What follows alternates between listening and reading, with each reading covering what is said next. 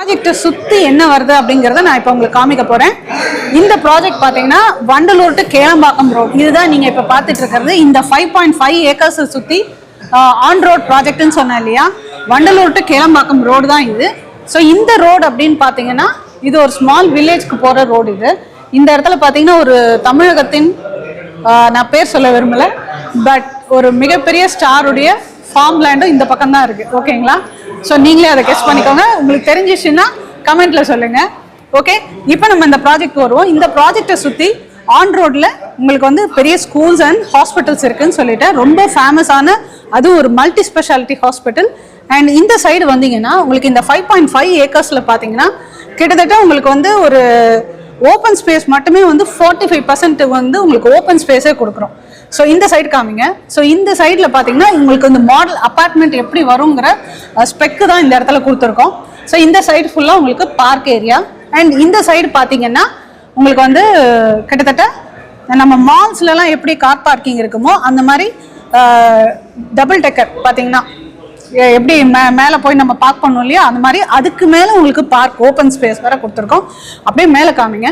So இங்கேருந்து நீங்கள் காரை எடுத்துகிட்டு ஸோ இறங்குற பாத்வே தான் இந்த இது. ஸோ எப்படி இருக்குன்னு பாருங்க. மோஸ்ட்லி நீங்கள் இந்த மாதிரி பார்த்துருக்க மாட்டீங்க. எல்லா இடத்துலையும் பார்த்தீங்கன்னா அப்பார்ட்மெண்ட்ஸில் பேஸ்மெண்ட்டில் கார் பார்க்கிங் கொடுப்பாங்க. இதனால உங்களுக்கு ஃப்ளட் வந்ததுன்னா ஃபுல்லாக ஸ்பாயில் ஆக வாய்ப்பு இருக்குது.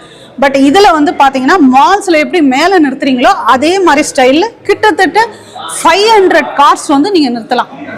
ஸோ எந்த அளவுக்கு நீங்கள் சேஃப்டியான ஒரு ப்ராஜெக்டை வாங்குறீங்கன்னு மட்டும் கொஞ்சம் யோசிச்சு பாருங்க.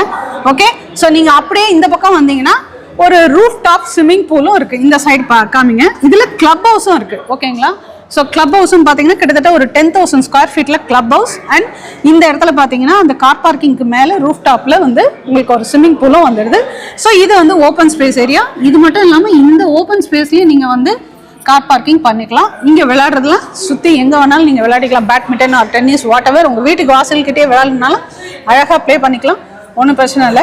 மேலே ஃபுல்லாக உங்களுக்கு பேக்கப் ஏரியா கொடுத்துட்றாங்க. ஃபுல்லாக லிஃப்ட்டு லாபி எல்லாமே இருக்குது. ஓகேங்களா? ஸோ இதுக்கு மேலே என்ன வேணும்? இதுக்கு மேலே நீங்கள் யோசிக்க வேண்டியது ஒன்றுமே இல்லை. ஸ்க்ரீனில் தெரியிற நம்பருக்கு கால் பண்ணுங்கள். இந்த ப்ராஜெக்டோட ஸ்கொயர் ஃபீட் என்னன்றதுன்னு உங்களோட கியூரியாசிட்டி. இதோட ரேட் வந்து பார்த்தீங்கன்னா கிட்டத்தட்ட 5,000 rupees தான் வருது. நம்ம வந்து பார்த்தீங்கன்னா ஒன்றுமே இல்லாத ப்ராஜெக்ட்லேயே அவ்வளோ விலை கொடுத்து வாங்குறோம். பட் இதில் வந்து உங்களுக்கு வந்து my one construction plus 500 cars நிறுத்துகிற ஃபெசிலிட்டி ப்ளஸ் உங்களுக்கு வந்து அம்யூனிட்டிஸ் இது எல்லாமே கொடுத்து அதுவும் ஆன் ரோடில் ஜஸ்ட் 5,000 rupees தான். நீங்கள் சைட்டுக்கு வாங்க, கால் பண்ணிவிட்டு நான் உங்களுக்கு எல்லாமே அரேஞ்ச் பண்ணுறேன். சைட்டில் நம்ம சந்திப்போம். சரிங்களா?